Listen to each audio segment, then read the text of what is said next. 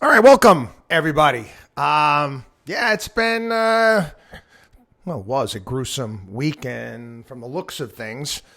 Looks like it's going to start off pretty bad today as well for all of the indices out there. And again, I want to break this down for everybody in how you should handle these things. I've been through countless bear markets in the past 30 years. Countless market sell-offs, calamities, whatever it may be. Every single time we have stayed the course. We really don't deviate with what we do. We really don't. One of the things that has made us successful, has allowed us to grow like we have, and having offices all over the country, being able to help the people that we do is quite frankly, we stick to the fundamentals. I know it's that Lou Manheim quote from Wall Street, stick to the fundamentals, kids. That's how Hilton and whatever else he said was built. It's key. It's key. We avoid the fads. We avoid the nonsense. Now, when you get market sell-offs and calamities like we're getting right now, and they're going to happen. Again, we called this one. We told you that storm clouds were circling. We warned you last year when all the wizards of smart were telling you, no, inflation's transitory. No, we warned you about that as well. But that being said, that's okay. Put that aside. You're going to deal with these situations. How you go about handling them. Do you own quality? Do you own quality? Do you own companies that, in essence, are printing money? Printing money, great businesses that are printing money, companies that have stockpiles of cash. Listen, people, I have friends that work at many of the, let's take about the tech sector, high quality tech sector. I have, people that I know working there, you know what they're thinking about right now? They're licking their chops to see what companies and what technologies they're going to be able to buy off the scrap heap on sale. There's some good companies out there that were pushed by venture capitalists to grow too quickly. And now they've got no more money and they've got a great idea and they can't raise money right now. What do we do? Well, you know what? You're going to get bought. You're going to get gobbled up by somebody else. Someone will buy, somebody will take over if you have a good idea. That's the beauty of the free market. And you're going to see a lot of that. And a lot of these high quality companies that are smart are going to come out on the other side and they're going to be a hell of a lot stronger. I actually took a phone call today. I do believe it or not, I do a guest radio appearance every morning at 4:45 a.m. No, it's not the George Norrie program where they're talking about ghosts or anything like that. What it is, quite frankly, it's an overnight program. Buddy of mine's been doing it for years, called the Captain's America. 4:45 a.m. Take a caller. Guy's concerned that this is going to be some sort of financial crisis, some sort of panic. I'm like, hold your horses here. And he was worried about banks pulling credit lines and liquidity, running out. Now that happened back in 2008 and 2009. That happened for a reason. These banks' balance sheets were awful. They were stuffed with junk. They were stuffed with tons of crap that they couldn't get off their books fast enough. There was tons of people out there all over the country that had adjustable rate mortgages. Mortgage rates getting reset, changing, couldn't afford it. There was a lot of crap out there. Right now, the crap is concentrated in, let's be honest, a lot of it's the NASDAQ. There's a lot of garbage companies in the NASDAQ. And again, it's, those companies have gotten sick and everybody else is catching a cold, and it's dragging a lot of what's going on. Now, again, inflation is playing a part of it. What the Fed is going to do is playing a part in all of this. But what you're looking at, people, is a situation where if you own high quality companies, they're going to come out on the other side of this stronger. They're going to come out stronger. And if you hold on to them, if you don't start running around, you don't open up your 401k statement, whatever it may be, and your hair goes on fire and you don't know what to do. Now, again, I get it. If your portfolio is filled with all of the junk that's down 80, 90%, because there's a lot of it. There's a lot of that out there as well. That you're going to have a come to Markowski moment and give us a call. Give us a call. Go sign up. Go to our website at watchdogonwallstreet.com. Sign up for our account repair kit, personal CFO program, and get help. Because most of those companies are not coming back. They're not coming back. Right now, you take a look at their burn rate. This is what I used to do. This is what I used to do during the 1990s. I could take a look at a prospectus. And I could just see how much cash they had. They went public. They didn't have these things weren't laddered up to the degree that they have been over the past 10 years. There might have been a bridge financing, private placement, and then they'd go public very, very quickly. You could take a look at a lot of these companies and say, well, how much cash do they have? How much cash? Is this company going to be able to go back and raise more money? Nah, I'm not so sure. And you could see the burn rate. You could almost predict to the month, the week where that company was going to be kaput. And you could go there and you could start buying cheap foosball tables and all that fancy office furniture that they blew money on. Oh, yeah, that's coming again. It's coming around again. It's a Carly Simon song. It's coming around again. There's no doubt about it. And again, do you want to take advantage of it? Or you're going to be stubborn and you're going to hold on to this junk and ride it all the way down. And then you're going to, you might be able to get the stock certificates of these defunct companies and you can use them as wallpaper down in your basement. You decide. It's going to happen. It's going to happen. It is happening. It's been happening since last summer, if you've been paying attention. What are you going to do? Again, people, you have to choose wisely. You have to start being smarter when it comes to this. Again, no one likes going through this, okay? I get it. It's this one has been drip, grind for the past 6 months. I get it. It kind of gets annoying after a while. It gets really bad if you're constantly tuned in and watching the business programming out there where, again, the sky is going to fall and the world is going to end. I'm going to explain this to everybody again. I've said this, I think, probably 1,000 times over the past several months to people on the phone, via email, podcast, radio show, whatever it may be. Stocks return to their rightful owners during bear markets. It's JP Morgan. And it was one of those, again, call it an egotistical type of statement, but it is what it is. It was reality. Okay, where they say it's you're not bragging if it's true. It wasn't even him bragging. He's just telling people what happens. What happens? People start selling their high quality stuff. They can't handle it anymore. Boom, it comes down. Prices come down. Smart money comes in. And then the market turns. At some point in time, you want to associate yourself with the smart money. You don't want to be a part of that whole side, the greater fool side out there, as we like to call it. Anyway, again, listen, people, if you have any questions, whatever it may be, please reach out. Okay, this is when we're doing most of our work, quite frankly. Okay, and we're spending a lot of time on this right now, burning the midnight oil. Are people out there that, have made some poor choices.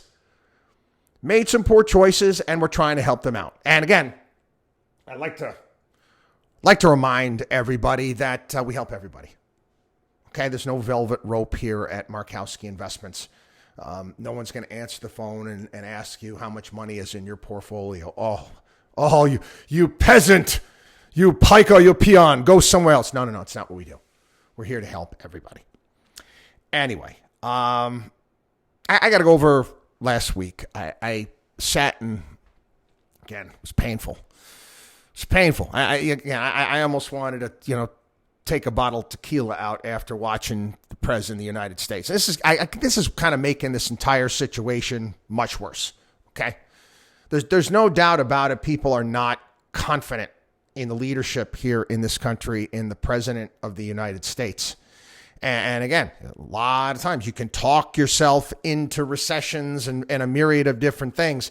And when you've got a president of the United States it's kind of like, like Yankees yesterday beat the Cubs 18-4. 18-4. And it's like the Cubs coming out after the game, just kind of bragging about how awesome they played over the course of the day. How great everything was today.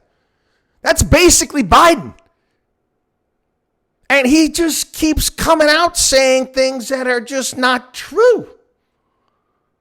I mean, that are just patently absurd, and he keeps beating the same drum, and nobody is buying his bullshit. The left is not buying his bullshit. And he's talking about, what would he say? The GDP growth in the United States is the highest in the world. In the world. In the world. He said it 3 times. No, Joe, you see, last quarter we didn't grow at all. We didn't grow at all. It was negative GDP growth last quarter. So no, we're not growing faster than every country in the world. And he starts talking about, he has his minions talking about oil production and all of these things. And it's all BS. He keeps telling everybody that things are awesome. There's a lot of good things that are going on in our economy. There is. Okay? Again, we're not in a 2008, 2009 situation. Okay? I got to be admit in that, and I've got, I'm pretty good when it comes to, being calm, cool, and being stoic when it comes to things. There were points of time where I was getting scared. There was numbers that I was looking at, and I was like, oh boy, this is getting ugly. And I'd always think to myself, I said, well, what's next? And the world's not going to end. It's got to work its way out some way. We got to figure our way through this, which we did. But, watching Joe Biden last week speak at the port there in, was it Long Beach, California. Just one line of BS after another line. And he's not, no one's confident, quite frankly, in anything that he's saying. We all know that now. And believe it, okay? This is one of the reasons why the markets are taking a hit. They are. There's no sort of, this is what we're going to do. We're going to do something. We keep hearing we're going to do everything we can to deal with ship things coming out. We're going to make energy prices. We're going to do the strategic petroleum. You've got no plan. They've got nothing. And they don't know what to do. So, they will do the whole January 6th thing, which is just a big charade. They talk about, peak inflation keeps peaking because they were told peak inflation. And I do think that with some aspects of inflation, I do think it's peaking with energy right now. I don't see it. I don't. I want to remind everybody of this as well. Okay. And again, just another big see I told you so moment. Everybody, even conservatives, last president of the United States went out of office. What was Trump's last stimulus bit that he did? Was it 900 million? 900 billion. You get the M's and the B's mixed up at this point in time. I think it was 900 billion. Biden comes in, he does 1.9 billion. And quite frankly, both of them were unnecessary. Both of them were completely unnecessary. And you had people out there, Trump supporters, clamoring because Trump wanted more. If you do remember, he wanted more than 900 billion.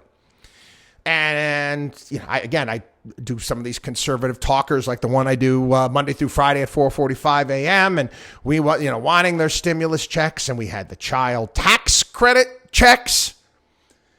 Well, all of that money you've gotten, that you received, is now being taken away because of inflation. Nothing is free. There's no free lunch. It was just taken away from you. It was just taken away from you. All of you people that received all of that money, You're getting it taken away due to inflation. It's an inflation tax. This is why prices are, this is one of the reasons, a monetary issue. It's a monetary issue. And again, the President of the United States talks about dealing with the Fed and give the Fed independence to deal with this. There's a line of BS, whether it be a donkey or an elephant in the White House. What the Fed does, the Fed is our government's banker. We have to borrow the money to hand it out, or to send it to the Ukraine or wherever the else we're spending money on. Do you think that all of the money that was sent out and whatnot, do you think that we could have gone out and borrowed it outside of the Fed? The Fed wasn't monetizing the debt because the Fed, that's essentially printing money. Government wants to spend money, what needs to borrow money, issues treasuries, Fed buys them, keeping rates down. In essence, the Fed creates the money, increases the money supply. So don't give me this BS that the Fed is going to handle it, okay? The Fed is not independent. Fed's not independent. They can talk all they want. They're a bunch of sycophants. How is it that each and every one of them agreed that inflation was transitory last year? I know I've gone over this here on the program. Everybody should be fired. Each and every one is fired. I don't care. You've been there your entire lives and you got a PhD in economics from Princeton or whatever it may be. You obviously can't do your job.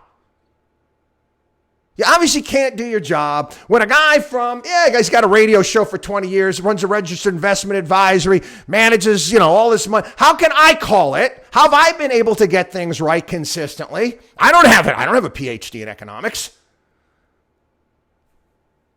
How was I able to get it right? And every single one of you you got it wrong. Go back and take a look at the past heads of the Fed. Each and every one of them have screwed up, whether it be Alan Greenspan, whether it be Ben Bernanke, whether it be Janet Yellen, whether it be Powell. It doesn't make any difference. They're all a bunch of screw-ups. The last one to actually deal with the problem at him was Paul Volcker. Dealt with it. Do I think that the Fed this week is going to raise rates higher than 50 basis points? No, I don't. I wish they would. I wish they would. You've already got, I don't know, this is the one thing you already have 150 basis points basically baked into the cake, right? After last week's numbers. Just do it. At least 100 basis points. What difference does it make at this point in time? Just do it. Get it over with. Other people have been saying the same thing, even guys that I disagree with a lot, guys like Jim Cramer and whatnot. But anyway, peak inflation. And, it's funny. I think I saw the story here. Inflation costing Americans an extra $460 per month. It's costing Americans an extra $460 a month. Again, all of that money, all of that free money that you got, child tax credit, handout, giveaways, you're giving it back. You're giving it back. Yeah, the funny thing is, too, I saw this story, regards to energy. And, we've got the whole ESG movement here, and the Biden administration wants everybody to have electric cars. You're not going to believe this. This is incredible. Over the past few weeks, China and India have announced plans to increase their domestic coal production by a combined total of 700 million tons per year. Now, let me put this into perspective for you. The United States this year will produce 600 million tons. That's it in total. They're increasing the amount they're going to produce by 700 million tons. Just try to get your arms around that. I know, I see all you people out there. It's not easy being green. They'll pay lip service. They want to grow their economy. They know that coal is great for producing electricity, and they're going to continue to do it. They're going to continue to do it. Again, you might want to help provide technology. You want to do carbon capture. You want to help them out to some degree. But don't you think you want to be able to compete with them? Do you think that our windmills are going to compete with that? You can't, people. It's just not going to work. Anyway, you had this guy.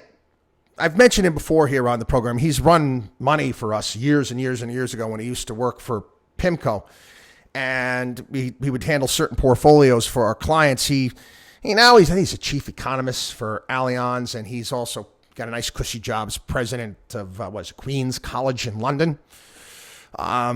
Anyway, Mohammed El-Arian, he's doing the Sunday Talkers. Now, Mohammed, listen, he's become a politician. Okay? He's become a politician, and he's a go-to guy. He's a go-to guy. He checks a lot of boxes, so he goes on all of the programs. And he came out this weekend, and he said inflation could have been avoided if the Fed started raising rates last year. Was more active last year. I agree. But you got to understand, Mohammed El-Arian as well is one of those Keynesian economists that believes that the government was right to spend and spend and spend and spend and keep spending. So again, he's almost like these guys, they talk out of both sides of their mouth. Oh, government spending is fine, meaning the Fed has got to monetize all of this debt. So again, think about it for a second. You're not making any sense. Another great way to deal with inflation is to cut back on government spending. Pure and simple. Okay, this past weekend and continuing to today, there's been a complete cryptocurrency blowout. And I'm going to be upfront and honest with people here. I don't spend a lot of time looking into these crypto exchanges and businesses out there. When I do, I honestly, like this company, this Celsius company that has told all of its, I guess, account holders, I can't even call them, but yeah, account holders there, that your account is frozen. Your account is frozen. Now, I heard about this company last year and how they were offering insane interest on your coin purchases, and they used leverage, and they started talking about the algorithms and how they're capable of doing that. You see, people, I believe in reality, okay? When you have nothing and you tell me you've got some magic math formula that can create money out of thin air and pay interest rates that are well above the norm, I know you're full of shit. I know it. You know how many, what was the name of that guy? For crying out loud, I know it'll come to me when the podcast is done.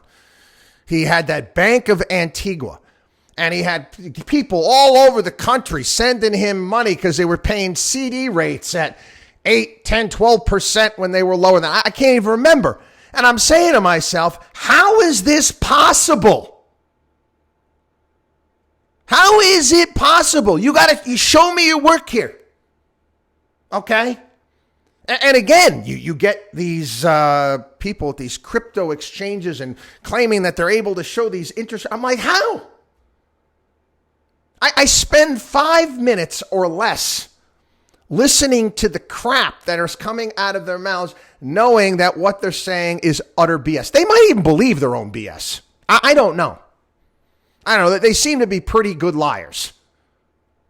But they're not the Federal Reserve. They can't create money out of thin air. Just doesn't work that way. Well, I guess, depends on what type of money. Andy Kessler's piece today, who pays for crypto's collapse? And he was taking a look at the amount of money that's been wiped out, various different cryptocurrencies. He's saying that it's going to be great for attorneys out there. They're going to sue. Who are they going to sue? Who? You're going to go, your best bet is maybe to go after Kim Kardashian, Matt Damon, LeBron James, I guess. I don't know. They're the ones that pitched you, told you how grand spanking awesome this entire thing was. Again, who are you going to sue? I don't get it. And at some point in time, I'm being honest, okay, people, you have to take responsibility for the decisions that you make in life. You do. And I've said it 1,000 times here on the program. Everything in life that has meaning, value, and worth involves work, time, and effort. So you're going to buy this coin based upon some math program or some doggy coin or this coin or that coin, and all of a sudden it's going to be worth a fortune? You explain to me where the value is created. You explain to me how it's not a zero-sum game. This is interesting as well. I saw this Coinbase. There's another one. Coinbase, another one of those trading outfits out there. You had a lot of kids. Yeah, all these smart little millennials and Gen Zers out there that were quitting their jobs at major firms. Goldman Sachs, Morgan Stanley, Merrill Lynch, J.P. Morgan, and leaving those jobs to take higher paying, high flying jobs at Coinbase. Yeah, it's the future. It's cryptos. Yeah, Coinbase is rescinding all those offers. So these kids, I'm sorry, it's funny. I'm sorry. At some point, it's a lesson learned. They're kids, okay? They'll bounce back, all right? That's mean. You're laughing at them. Listen, okay? You do stupid shit when you're a kid. You're supposed to. Hopefully you learn from this mistake.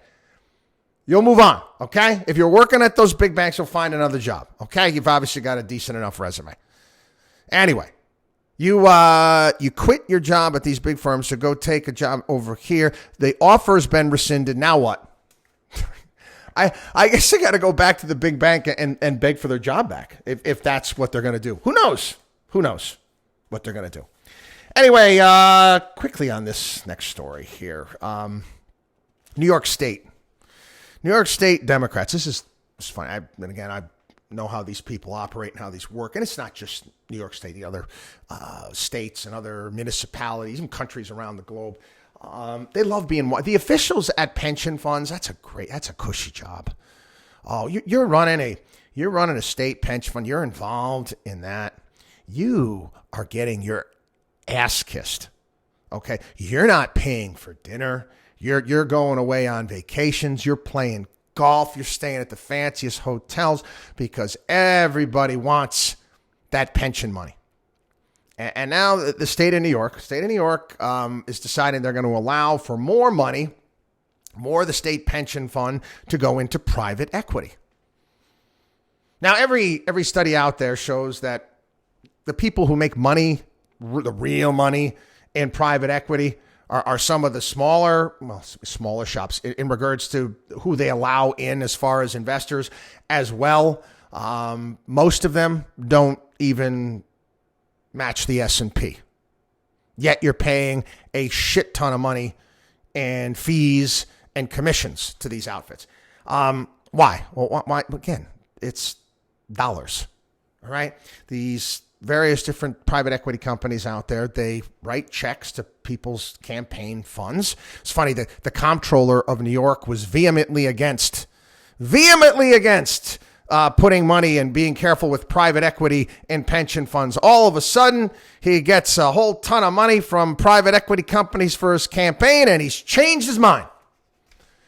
You know, you would think the state of New York might learn because the city of New York has lost over $1 billion in private equity, the pensions there. I tell the story here in the program. Tried to get involved in managing money. For the back when I lived in Florida. Obviously, my main office is in Florida. Tried, doing this with the state of Florida. And I kid you not. It wasn't about our philosophy or how we go about doing things or our history or track record or anything like that. First things before you do this, you want to get involved with you dealing with the state, any state, hire a lobbyist. Yeah. You want to start doing business with the state. You better hire a lobbyist who knows the right firm, lobbying firms, so then you can start cutting the right people checks. Oh, yeah. It's how it works. And just think about that. I want to hit on this real quickly too. I saw this last week. The IRS now is got their underwear in a bunch over kids, entrepreneurial type kids that are out shoveling driveways or mowing lawns, or like my daughter who babysits. They want to start cracking down on Venmo and PayPal and eBay and Etsy. If you get over $600 via these apps, guess what? You're gonna have they're gonna send you a 1099. I mean, is it really worth the? They're always talking about, we're gonna need more help at the IRS. Is it really worth you going after some kid in a high school that was making some extra bucks babysitting or doing some yard work for people here and there? Is it really necessary? I guess so. That'll cover our that'll cover our national debt. Talk about government here. 20% of pandemic unemployment payments were improper. Surprise anybody? No. Most of these states, they had no idea how to run it. Here in the state of New York, they was just like, just put your name down. We're sending you cash. Oh, yeah. There's multiple payments going to the same house and drop by. Nobody did a damn thing. Nobody cared. It's COVID. I can't work. I'm here at home. You're a government worker. You got a computer there. You can't figure this crap out. No, they just didn't have really any interest in doing their job. Anyway, look at the time. Listen, I may start doing some depending on what the market's doing. Again, I'm going to try to do the best I can to quell people and their fears so you don't do stupid stuff. Don't do stupid stuff. Talk to Markowski first before you do anything stupid with your portfolio.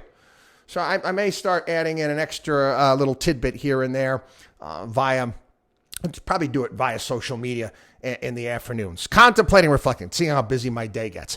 Anyway, have a wonderful day. Again, all the help you need right here. WatchDogOnWallStreet.com. That's WatchDogOnWallStreet.com. Account repair kits, personal CFO program. Of course, this podcast, all sorts of great stuff. WatchDogOnWallStreet.com. Our 24-hour day help hotline. Now, again, I'm not picking up that phone. We have people picking up that phone, and they let us know right away, and we get back to you immediately. 800-471-5984. Thanks a lot, everybody. Have a great day.